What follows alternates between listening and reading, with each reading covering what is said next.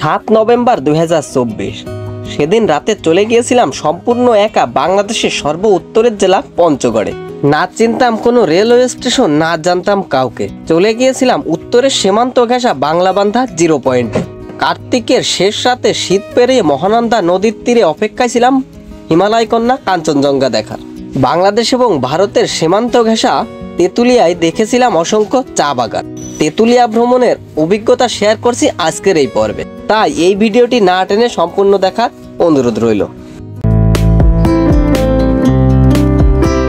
আসসালামু আলাইকুম বন্ধুরা, কেমন আছেন সবাই? আশা করি সবাই ভালো আছেন। সাথে আছে আমি সুজন। সবাই যখন ঘুমাতে ব্যস্ত তখন আমি বেরিয়ে পড়লাম নতুন আশায়, নতুন জায়গা, নতুন স্বপ্ন, দিগন্তের আশায় আমার শহর যশোর রেলওয়ে স্টেশনের প্ল্যাটফর্মে। সময় রাত 10:50। ঠং ঠং বাজিয়ে আজকের আমাদের সীমান্ত এক্সপ্রেস ট্রেনটি যশোর রেলওয়ে স্টেশনে প্রবেশ করছে।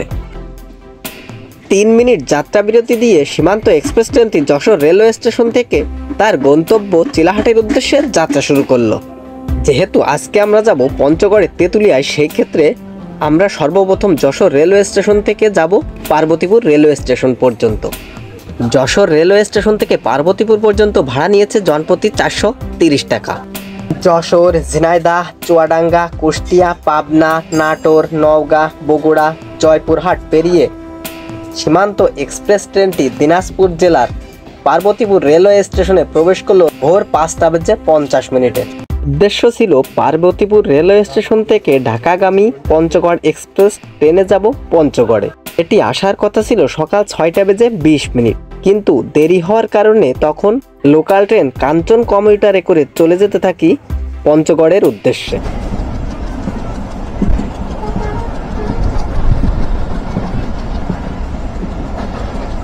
সকাল 8:20 আর আমরা প্রবেশ করছি দিনাজপুর রেলওয়ে স্টেশনে। পার্বতীপুর রেলওয়ে স্টেশন থেকে দিনাজপুর পর্যন্ত আসতে সময় লেগেছে 40 মিনিট।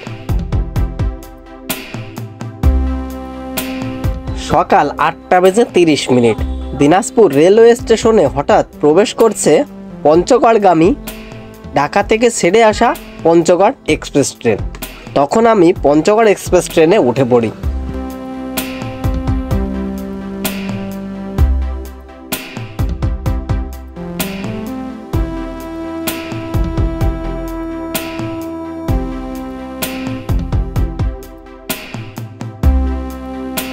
সকাল 10:50 পঞ্চগড় এক্সপ্রেস ট্রেনটি প্রবেশ করছে পঞ্চগড় রেলওয়ে স্টেশনে।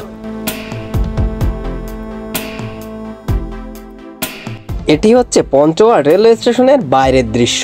আর স্টেশনের সামনে আপনারা অনেকগুলো দোকান দেখতে পাবেন, আরও বিভিন্ন অটো দেখতে পাবেন। পঞ্চগড় রেলওয়ে স্টেশন থেকে ভ্যানে 10 টাকা ভাড়া দিয়ে চলে গেলাম পঞ্চগড় বাস স্ট্যান্ডে। পঞ্চগড় বাস স্ট্যান্ড থেকে লোকালভাবে বাস চলাচল করে পঞ্চগড় বাংলাবান্ধা রুটে। পঞ্চগড় বাস স্ট্যান্ড থেকে একটি লোকাল বাসে উঠে পড়ি। ভাড়া নেয় জনপ্রতি 80 টাকা দিয়ে চলে যাই তেঁতুলিয়ায়।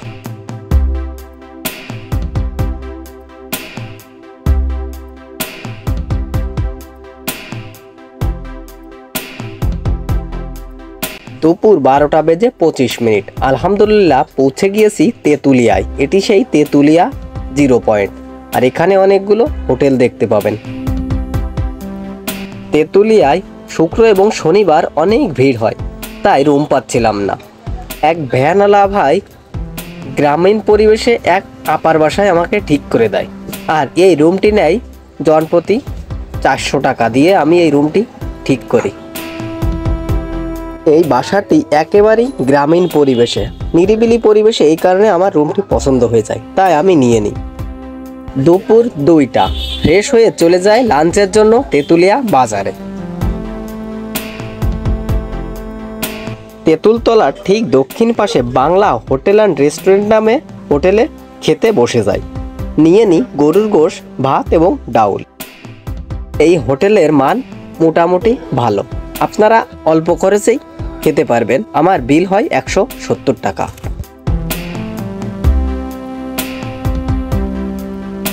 যেহেতু আমি একা, এই কারণে তেঁতুলিয়া বাজার থেকে চা বাগান দেখার জন্য চলে যাই কালান্দিতে। কালান্দি যাওয়ার পথে রাস্তার দুই পাশে অসংখ্য চা বাগানের দেখা পাওয়া যায়। রাস্তার ডান পাশে দেখা যাচ্ছে ভারতের চা বাগান। মূলত এই রাস্তাটি বাংলাদেশের এবং চা বাগানগুলো ভারতের।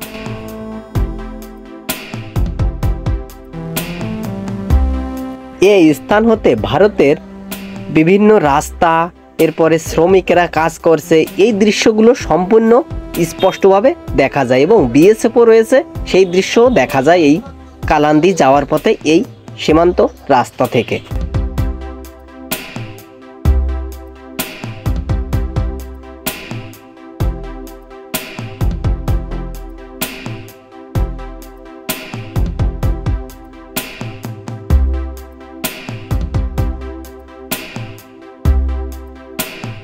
হচ্ছে কালান্দি, আর এই রাস্তা বাংলাদেশের, বাম দিকে সম্পূর্ণ ভারত, আর এখান থেকে আমরা সম্পূর্ণ ভারতীয়দের দেখতে পাচ্ছি। আবার বিএসএফ রয়েছে, আর অনেক দর্শনার্থী এসেছে এই চা বাগান দেখার জন্য। অসংখ্য দর্শনার্থী প্রবেশ করেছে চা বাগানে, আর এ পাশে ভারতের বিএসএফ, তারপরে চা শ্রমিকরা কাজ করছে এখানে, আর অনেক দূর পর্যন্ত দেখা যাচ্ছে চা বাগান। এটি হচ্ছে বাংলাদেশ এবং ভারতের 436 নম্বর সীমান্ত পিলার। এক পাশে বাংলাদেশ এবং অপর পাশে ভারত।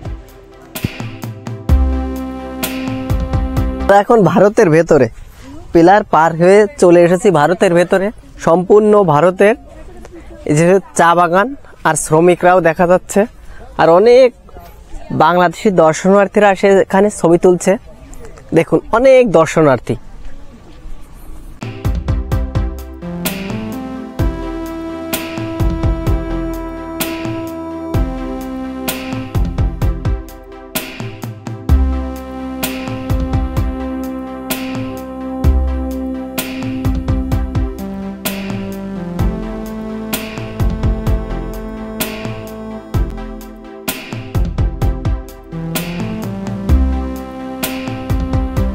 চা বাগান দেখা শেষে চলে এলাম তেঁতুলিয়া বাজারে।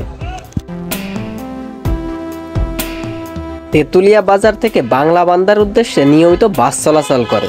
তেঁতুলিয়া বাজার থেকে একটি লোকাল বাসে 30 টাকা ভাড়া দিয়ে উদ্দেশ্য এবার বাংলাবান্ধা 0 পয়েন্টে। তেঁতুলিয়া বাজার থেকে বাংলাবান্ধা যাওয়ার পথে বাম পাশে পাবেন মহানন্দা নদী, আর রাস্তার দুই ধারে অসংখ্য পাথর কোয়ারির কাজ করছে শ্রমিকেরা। এই দৃশ্য দেখতে পাবেন, আসলে অনেক সুন্দর দেখাবে এই দৃশ্যগুলো।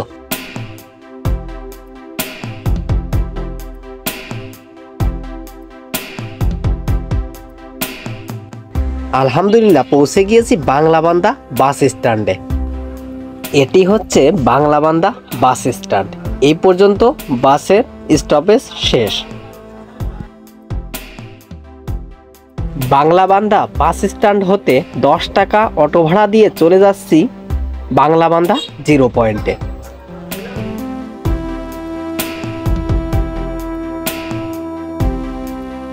এটি হচ্ছে বাংলাবান্ধা 0 পয়েন্ট।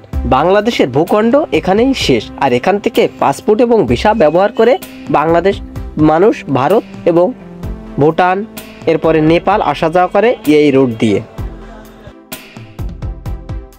এটি হচ্ছে বাংলাবান্ধা 0 পয়েন্টের 0 কিলোমিটারের ফলক। বাংলাবান্ধা 0 পয়েন্টে রয়েছে একটি গ্যালারি।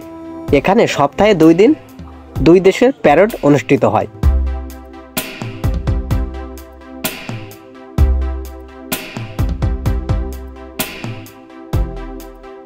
বাংলাবান্ধা 0 পয়েন্ট থেকে তেঁতুলিয়ায় ফিরতে অনেক রাত হয়ে যায়।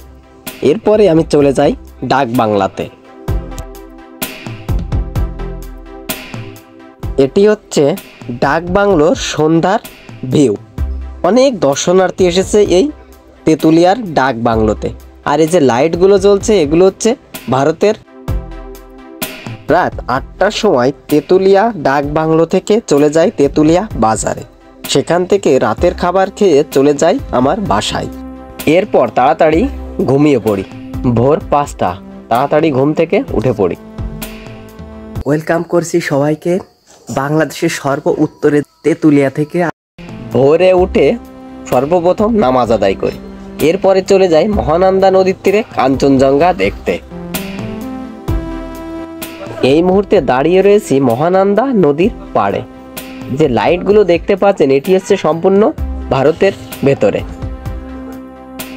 কিছু সময় যেতে না যেতেই অনেক মোটরসাইকেল নিয়ে দর্শনার্থীরা প্রবেশ করেছিল মহানন্দা নদীর পাড়ে। আমি অপেক্ষা করছিলাম কখন আকাশ পরিষ্কার হবে। এই ভোর সকালেই দেখি পিঠার দোকান, বিভিন্ন চায়ের দোকান, ফাস্টফুড আইটেমের দোকান, এই দোকানেরা হঠাৎ খুলে দিয়েছে। অপেক্ষা শুধু কখন আকাশ পরিষ্কার হয়ে যায়। এরই মধ্যে আবার অনেক দর্শনার্থী গাড়ি নিয়ে প্রবেশ করছে এই মহানন্দা নদীর তীরে। এরপরে কিছুক্ষণ যেতে না যেতেই আমি পিঠার দোকানে গিয়ে একটি ভাপা পিঠা নিয়ে স্বাদ টেস্ট করি, তবে খুব সুন্দর লেগেছিল।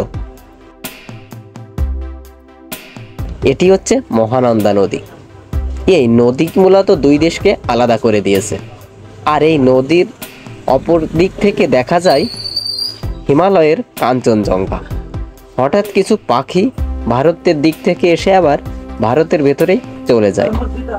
এই মহানন্দা নদীর তীর থেকে ভারতের শিলিগুড়ির ব্রিজ দেখা যায়, গাড়ি দেখা যায়।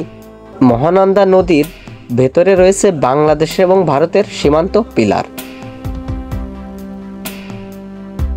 ভোর 6:30 অসংখ্য দর্শনার্থী এসেছে মহানন্দা নদীর তীরে কাঞ্চনজঙ্ঘা দেখার জন্য।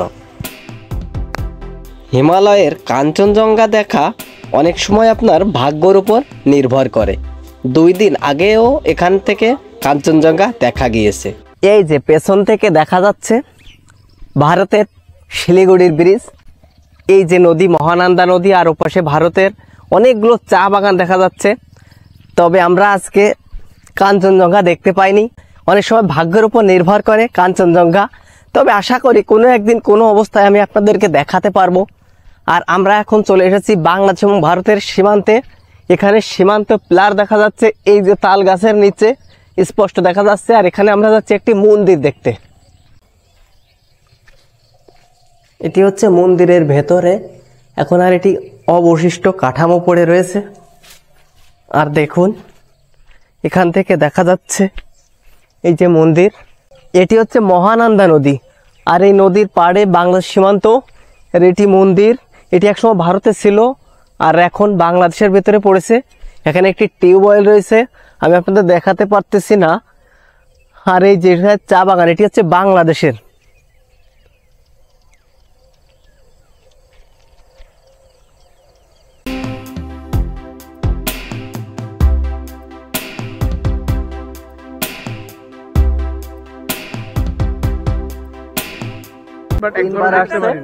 কিন্তু তেঁতুলিয়ায় 3 বার আসার পরেও ভাই কাঞ্চনজঙ্ঘা দেখতে পারিনি। আচ্ছা যাই হোক, কোনো একদিন আপনি আমার সাথে দার্জিলিং অথবা সিকিম বা শিলিগুড়ি ইনশাআল্লাহ।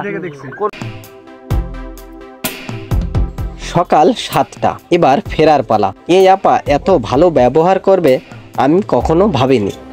রুম নেওয়ার সময় ভেবেছিলাম কোনো বিপদে না পড়ে যাই, তবে তার ব্যবহারে আমি মুগ্ধ। সকাল 7:10 চলে আসি তেঁতুলিয়া বাজারে। তেঁতুলিয়া বাজার থেকে একটি লোকাল বাস ধরে উঠে পড়ি পঞ্চগড়ের উদ্দেশ্যে। ভারতের চা বাগান ডান পাশে দেখা যাচ্ছে। আর চলে যাচ্ছি পঞ্চগড় বাস স্ট্যান্ডের দিকে।